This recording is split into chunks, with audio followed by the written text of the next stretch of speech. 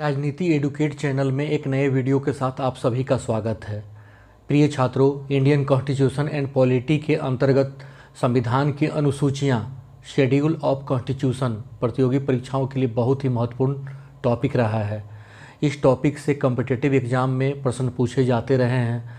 मैंने इस टॉपिक से संबंधित सभी परीक्षा उपयोगी तथ्यों के संकलन का प्रयास किया है। निश्चित रूप से यह वीडियो आप सभी के लिए लाभकारी सिद्ध होगा। आइए शुरू करते हैं। भारतीय संविधान की अनुसूचियाँ, शेड्यूल ऑफ द कॉन्स्टिट्यूशन। आप सभी इस तथ्य से अवगत हैं कि मूल संविधान जो 26 नवंबर 1949 को बनकर तैयार हुआ था और 26 जनवरी 1950 से पूर्ण रूप से लागू हुआ, उस संविधान में 395 अनुच्छेद, 22 भाग और 8 अनुसूचियाँ थी। अब अनुसूचियों की बात करें तो भारतीय संविधान में मूल रूप से 8 अनुसूचियाँ थी, लेकिन कालांतर में संविधान संशोधनों द्वारा इसमें 4 अनुसूचियाँ जोड़ी गई। इस तरह से वर्तमान में भारतीय संविधान में 12 अनुसूचियाँ हैं। अब हम बारी बारी से सभी अनुसूचियों और उससे संबंधित विषयों और उसकी विशेषताओं पर विस्तार से चर्चा करेंगे। सबसे पहले पहली अनुसूची। हम इस तथ्य से भली भांति अवगत हैं कि चाहे वो संविधान का अनुच्छेद 1 हो या संविधान का भाग 1 हो या पहली अनुसूची, सभी राज्य और संघ राज्य क्षेत्रों से संबंधित है। भारतीय संविधान की पहली अनुसूची में राज्यों के नाम और उसके राज्य क्षेत्रों का विवरण है। इसके साथ साथ भारत के जो संघ राज्य क्षेत्र हैं उसके नाम और उसके विस्तार का उल्लेख किया गया है। वर्तमान में पहली अनुसूची में 28 राज्यों तथा 8 संघ राज्य क्षेत्रों का उल्लेख है। अब हम संविधान की दूसरी अनुसूची पर प्रकाश डालेंगे। संविधान की दूसरी अनुसूची में संवैधानिक पदधारकों के वेतन, भत्ते, पेंशन आदि का उल्लेख किया गया है।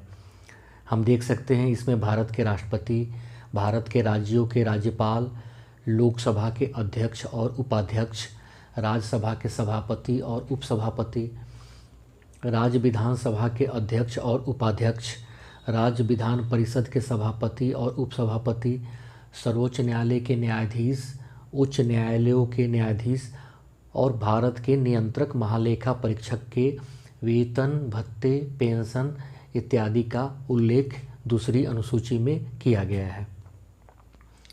अब हम तीसरी अनुसूची को देखेंगे। तीसरी अनुसूची में हमारे संविधान में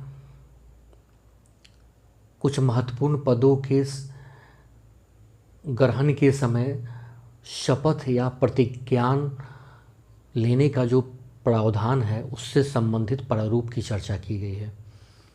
शपथ या प्रतिज्ञान के प्रारूप, इसमें संघ के मंत्री, संसद के लिए निर्वाचन हेतु अभ्यर्थी, संसद के सदस्य, सर्वोच्च न्यायालय के न्यायाधीश, भारत के नियंत्रक महालेखा परीक्षक, राज्य के मंत्री, राज्य विधानमंडल के लिए निर्वाचन के लिए अभ्यर्थी, राज्य विधानमंडल के सदस्य, उच्च न्यायालय के न्यायाधीश, इन महत्वपूर्ण पदों के शपथ या प्रतिज्ञान का प्रारूप तीसरी अनुसूची में दिया गया है। चौथी अनुसूची, फोर्थ शेड्यूल, इसमें राज्यों और संघ राज्य क्षेत्रों के लिए राज्यसभा में सीटों का आवंटन किया गया है। आप सभी अवगत हैं कि हमारी संसद में 2 सदन हैं, लोकसभा और राज्यसभा। संसद का जो द्वितीय सदन है, राज्यसभा, उसमें राज्यों और संघ राज्य क्षेत्रों से जो सदस्य निर्वाचित होकर के आते हैं, किस राज्य को और किस संघ राज्य क्षेत्र के लिए कितनी सीटें आवंटित की गई है, इसका विवरण चौथी अनुसूची में दिया गया है। इसमें भारत के 28 राज्यों और 3 संघ राज्य क्षेत्रों यथा दिल्ली, पुडुचेरी और जम्मू कश्मीर के राज्यसभा में प्राप्त प्रतिनिधित्व का विवरण दिया गया है।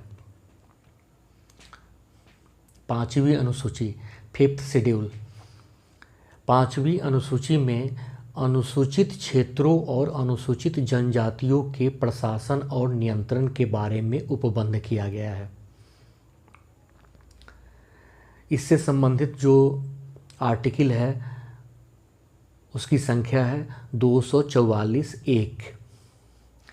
वर्तमान में 10 राज्यों आंध्र प्रदेश, छत्तीसगढ़, गुजरात, हिमाचल प्रदेश, झारखंड, मध्य प्रदेश, महाराष्ट्र, ओडिशा, राजस्थान और तेलंगाना में पाँचवीं अनुसूची वाले क्षेत्र मौजूद है। एक महत्वपूर्ण तथ्य जो परीक्षा के दृष्टि से बहुत ही महत्वपूर्ण है, पंचायत उपबंध अनुसूचित क्षेत्रों तक विस्तार अधिनियम 1996, panchayat extension to the schedule area act 1996, जिसे संक्षेप में पेशा कानून कहा जाता है, इस कानून का भी संबंध पाँचवीं अनुसूची वाले क्षेत्रों से ही है। इसके साथ साथ पाँचवीं अनुसूची से संबंधित एक और महत्वपूर्ण तथ्य है, इसके अंतर्गत जनजाति सलाहकार परिषद, ट्राइब्स एडवाइजरी काउंसिल भी इसके अंतर्गत आते हैं। अब हम देखते हैं छठी अनुसूची को। छठी अनुसूची, सिक्स्थ शेड्यूल, इसमें मुख्य रूप से 4 राज्यों के जनजाति क्षेत्रों के प्रशासन के बारे में उपबंध किया गया है। वो 4 राज्य हैं असम, मेघालय, त्रिपुरा और मिजोरम।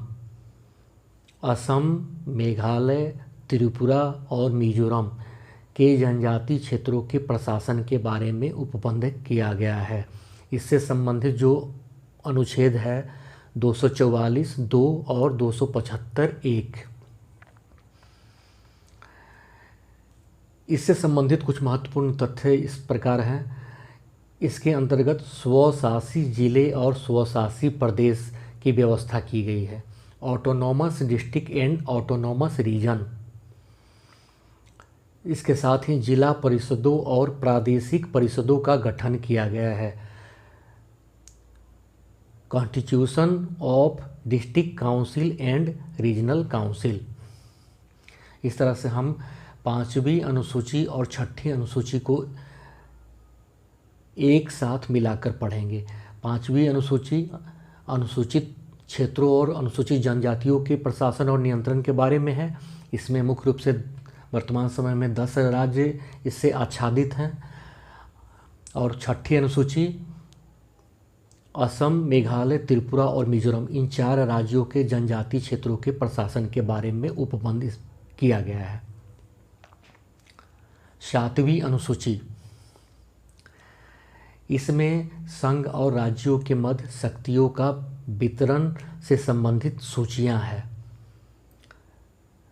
इसका उल्लेख संविधान के अनुच्छेद 246 में किया गया है। मुख्य रूप से केंद्र सरकार और राज्य सरकार के मध्य शक्तियों का वितरण इस सातवीं अनुसूची के अंतर्गत किया गया है। इसमें 3 सूचियां हैं। पहली सूची का नाम है संघ सूची। मूल रूप से इसमें 97 विषय शामिल थे, लेकिन वर्तमान में इसके विषयों की संख्या बढ़कर 98 हो गई है। इस सूची पर विधि बनाने का अधिकार केवल संघ सरकार को है। दूसरी सूची है राज्य सूची। मूल रूप से इसमें 66 विषय थे। वर्तमान में इसके विषयों की संख्या घटकर 59 हो गई है। मूल रूप से 66 और वर्तमान में 59। इस सूची के विषयों पर राज्यों द्वारा विधि बनाई जाती है। तीसरी सूची का नाम है समवर्ती सूची। मूल रूप से इसमें 47 विषय थे। वर्तमान में इसके विषयों की संख्या बढ़कर 52 हो गई है। इस सूची के विषयों पर विधि बनाने का अधिकार संघ और राज्य दोनों को है।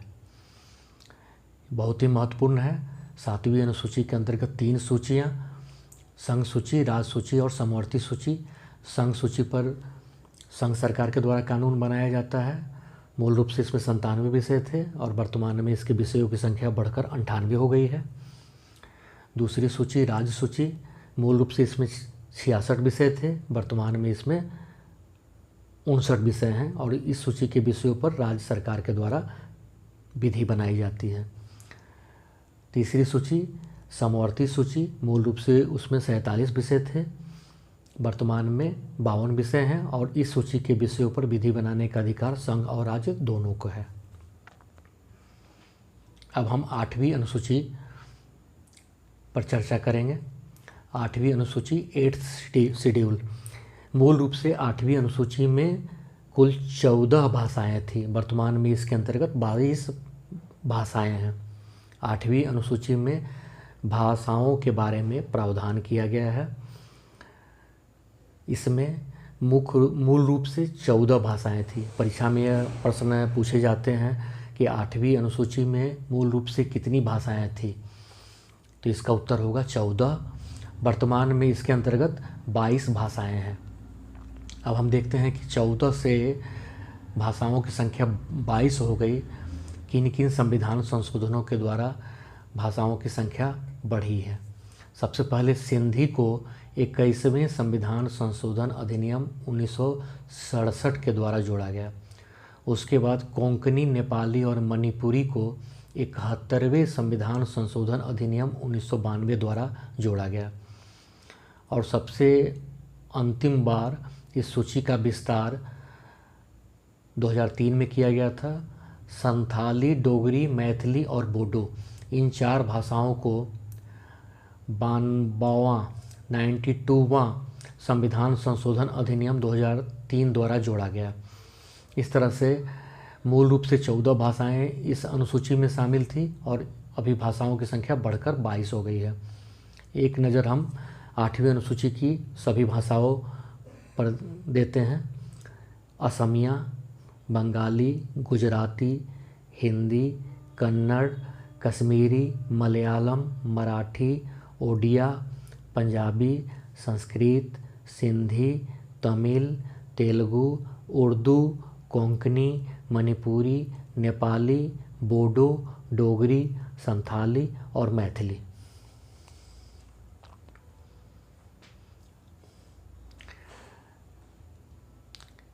अभी तक हमने जिन 8 अनुसूचियों को पढ़ा वो मूल रूप से हमारे संविधान में शामिल थी।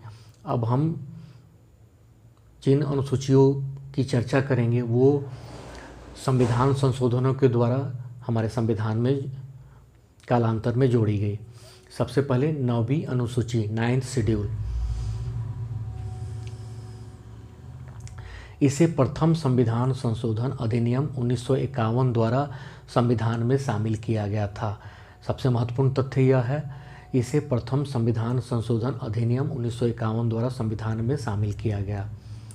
इसके लिए संविधान में अनुच्छेद 31B को जोड़ा गया था। प्रारंभिक काल में भूमि सुधार और जमींदारी उन्मूलन से संबंधित बहुत से विषयों पर सरकार कानून बनाना चाहती थी, लेकिन मूल अधिकारों के अतिक्रमण या उल्लंघन के चलते सरकार न्यायिक समीक्षा के चलते ऐसा कर पाने में सफल नहीं हो पा रही थी। तो एक ऐसी अनुसूची की व्यवस्था की गई जिसमें यह व्यवस्था किया गया कि 9वीं अनुसूची में जो भी केंद्र सरकार या और राज्य सरकार के अधिनियमों को उसमें शामिल किया जाएगा उसे न्यायिक समीक्षा के दायरे से बाहर माना जाएगा। 9वीं अनुसूची में शामिल केंद्रीय और राज्य कानूनों को मौलिक अधिकारों के उल्लंघन के आधार पर न्यायालयों में चुनौती नहीं दी जा सकती है। लेकिन इस स्थिति में बदलाव आया जबकि I.R. कोएल्हो बनाम तमिलनाडु राज्य 2007, जिसे 9th शेड्यूल केस कहा जाता है, के निर्णय द्वारा 24 अप्रैल 1973 के बाद इस अनुसूची में शामिल किए गए कानूनों की न्यायिक समीक्षा हो सकती है, ऐसा न्याय निर्णय दिया गया। इस प्रकार कानूनों को न्यायालय के समक्ष चुनौती दी जा सकती है यदि वे संविधान के अनुच्छेद 14, 19 और 21 के तहत गारंटीकृत मूल अधिकारों या संविधान के मूल ढांचे का उल्लंघन करते हैं। इस अनुसूची में मूलतः 13 अधिनियम थे जो बढ़कर वर्तमान में 284 हो गए हैं। इस तरह से 9वीं अनुसूची बहुत ही महत्वपूर्ण है। अब हम 10वीं अनुसूची की चर्चा करेंगे। 10वीं अनुसूची से संबंधित जो अनुच्छेद है 102 खंड 2 और 191 खंड 2, इसमें दल परिवर्तन के आधार पर निरर्हता के बारे में उपबंध किया गया है। Provision as to disqualification on ground of defection. सरल भाषा में समझे तो निर्वाचन के बाद, चुनाव के बाद कोई निर्वाचित सदस्य अपनी मूल पार्टी को छोड़कर दूसरे पार्टी में शामिल हो जाए, उस स्थिति से निपटने के लिए यह कानून बनाया गया, जिसे 10वीं अनुसूची में शामिल किया गया। इसे एंटी डिफेक्शन लॉ भी कहते हैं, दल बदल रोधी कानून भी कहा जाता है। और इसे 52वें संविधान संशोधन अधिनियम 1985 द्वारा संविधान में जोड़ा गया था, जो कि 1 मार्च 1985 से प्रभावी हुआ। इसमें दल बदल के आधार पर संसद और विधानमंडल के सदस्यों की निरर्हता के बारे में उपबंध किया गया है। 11वीं अनुसूची 11th शेड्यूल, इसमें पंचायतों को शक्तियां तथा प्राधिकार प्रदान किया गया है। इसके अंतर्गत पंचायतों को कार्य करने के लिए कुल 29 विषय प्रदान किए गए हैं। इस अनुसूची को 73वें संविधान संशोधन अधिनियम 1992 द्वारा जोड़ा गया। यह अनुसूची 24/4/1993 से प्रभावी हुआ। बहुत ही महत्वपूर्ण है। 11वीं अनुसूची की स्थापना 73वें संविधान संशोधन अधिनियम 1992 द्वारा किया गया था, जो 24 अप्रैल 1993 से प्रभावी हुई। इसमें पंचायतों को कार्य करने के लिए 29 विषय प्रदान किए गए थे। इससे संबंधित जो अनुच्छेद है, अनुच्छेद 243(6), 243(g), 12वीं अनुसूची, इसमें नगरपालिकाओं को शक्तियां तथा प्राधिकार प्रदान किया गया है। इसके अंतर्गत शहरी क्षेत्र की स्थानीय निकायों को कार्य करने के लिए 18 विषय प्रदान किए गए हैं। जिस तरह से हम शहरी क्षेत्रों में नगर पंचायत, नगर परिषद, नगर निगम इत्यादि स्थानीय निकायों की स्थापना की गई है, उनको कार्य करने के लिए इस अनुसूची में 18 विषय प्रदान किए गए हैं। इस अनुसूची को 74वें संविधान संशोधन अधिनियम 1992 द्वारा संविधान में जोड़ा गया था। यह अनुसूची 1 जून 1993 से प्रभावी हुआ। इससे संबंधित जो अनुच्छेद है 243(ब), आर्टिकल 243(w). इस तरह से हमने अभी संविधान की सभी 12 अनुसूची को पढ़ लिया। एक बार इसे हम रिपीट करते हैं। पहली अनुसूची राज्यों के नाम और राज्य क्षेत्र, संघ राज्य क्षेत्रों के नाम और विस्तार। दूसरी अनुसूची संवैधानिक पदधारकों के वेतन, भत्ते और पेंशन आदि से संबंधित है। तीसरी अनुसूची महत्वपूर्ण पदों के शपथ या प्रतिज्ञान के प्रारूप की चर्चा इसमें की गई है। चौथी अनुसूची में राज्यों और संघ राज्य क्षेत्रों के लिए राज्यसभा में सीटों के आवंटन का प्रावधान है। पांचवी अनुसूची में अनुसूचित क्षेत्रों और अनुसूचित जनजातियों के प्रशासन और नियंत्रण के बारे में उपबंध हैं। इसमें 10 राज्य शामिल हैं। इससे संबंधित पेशा कानून वर्तमान में अस्तित्व में है। जनजाति सलाहकारी परिषद की स्थापना इसी अनुसूची के प्रावधानों के अंतर्गत की जाती है। छठी अनुसूची 4 राज्यों से संबंधित है, असम, मेघालय, त्रिपुरा और मिजोरम। ऑटोनॉमस डिस्ट्रिक्ट और ऑटोनॉमस रीजन्स की स्थापना इसके द्वारा की जाती है। जिला परिषदों और प्रादेशिक परिषदों का गठन इसके अंतर्गत किया जाता है। 7वीं अनुसूची में संघ और राज्यों के मध्य शक्तियों का वितरण से संबंधित 3 सूचियों की व्यवस्था की गई है, संघ सूची, राज्य सूची और समवर्ती सूची। 8वीं अनुसूची भाषाओं से संबंधित है, वर्तमान में इसमें 22 भाषाएं हैं।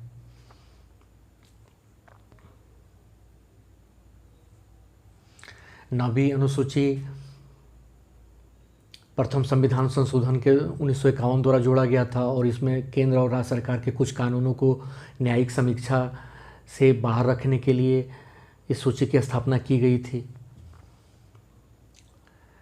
10वीं अनुसूची दल परिवर्तन के आधार पर निरर्हता डिस्क्वालिफिकेशन के बारे में उपबंध किया गया है। इसे दल बदल रोधी कानून भी कहा जाता है, एंटी डिफेक्शन लॉ कहा जाता है इसे।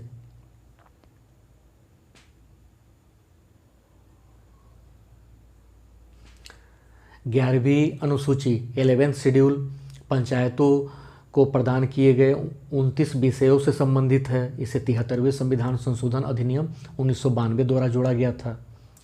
12वीं अनुसूची, इसमें नगर पालिकाओं को शक्तियाँ तथा प्राधिकार प्रदान किया गया है। इसमें 18 विषय उनको कार्य करने के लिए प्रदान किए गए हैं। इस अनुसूची को 74वें संविधान संशोधन अधिनियम 1992 द्वारा जोड़ा गया था। निश्चित रूप से इस वीडियो का कंटेंट आप सभी के आगामी प्रतियोगी परीक्षाओं के लिए लाभकारी होगा। वीडियो को लाइक और चैनल को सब्सक्राइब कर समर्थन प्रदान करें। वीडियो देखने के लिए धन्यवाद।